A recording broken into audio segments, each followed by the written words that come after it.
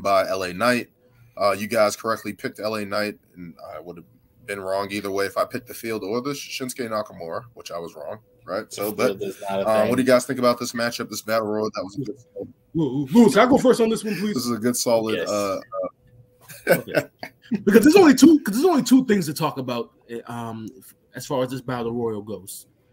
One is obviously the gentleman who won. Who honestly, when you really think about it, I think we had said it weeks ago or last week that the whole battle royal was kind of built around him.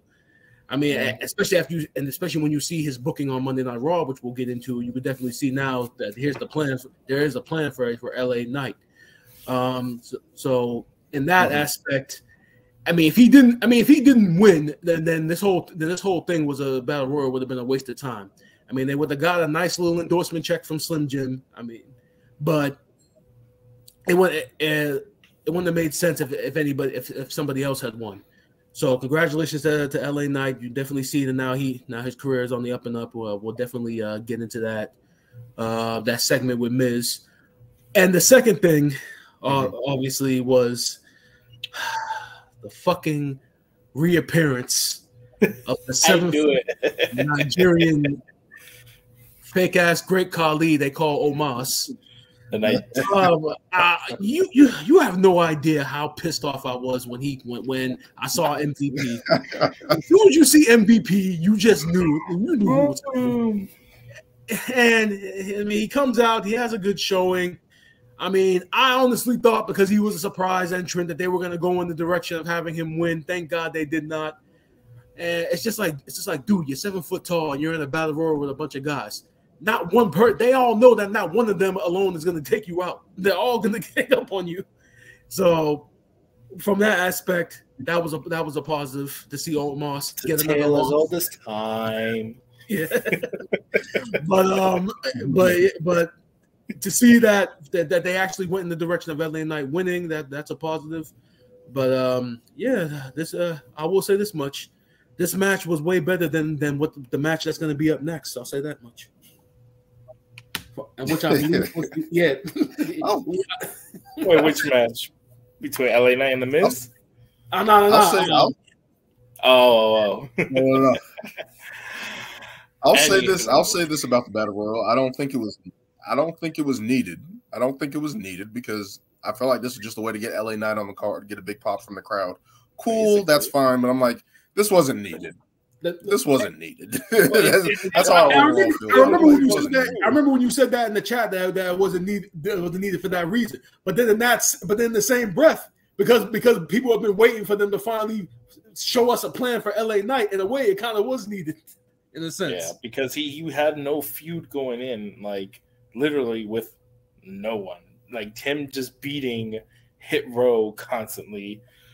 What's his feud? What's his feud now? What's his feud the now? Miz. The Miz. He doesn't have a feud with the Miz. That's Are you kidding me? I mean, no, hold up. It is a good start for him because Miz is the ultimate heel, and if we're starting him out, at least he's up against somebody. I mean, look at all this negativity towards LA Knight. Look at all this negativity towards LA Knight. It's not negativity towards. Yes, it's not negativity towards LA Knight. It's negativity towards this man getting his due. Towards the booking. Why he's getting a pop? I have no problem with him getting his due if it's done correctly. Oh, why don't we just bring out Dolph Ziggler, right? Like he's another WWE guy that's just just been around for a long time. Have a singles match. Dolph Ziggler to fight LA Knight. You wanted to have a one-on-one against Dolph Ziggler for no reason at SummerSlam. So that's what you're saying. So he's fighting the Miz for no reason. We are going to get into LA Knight in the Miz segment later, right? Yeah. Okay, so I'm gonna ask a question about LA Knight. I mean, I don't know. But I'm just aside from Dan's negativity that is not needed. This was definitely needed because, like I said last week, obviously there's, they had this was needed, and like I said last week, obviously the battle royal was done to highlight the field and show the field and was let them get some airtime. Yeah, it was. And your field included Omos, so it kind of did do its job. Man.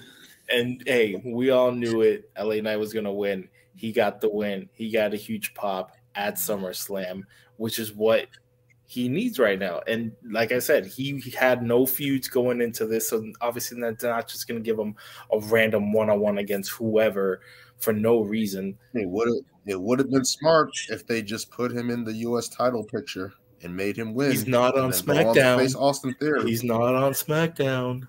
He is on SmackDown. He is on SmackDown, isn't he? Yo, this is why I can't on SmackDown. All right, look. Because apparently, as of this Monday, he's on Raw now. Exactly. But are you kidding me? Like legitimately? Yes. Oh yes.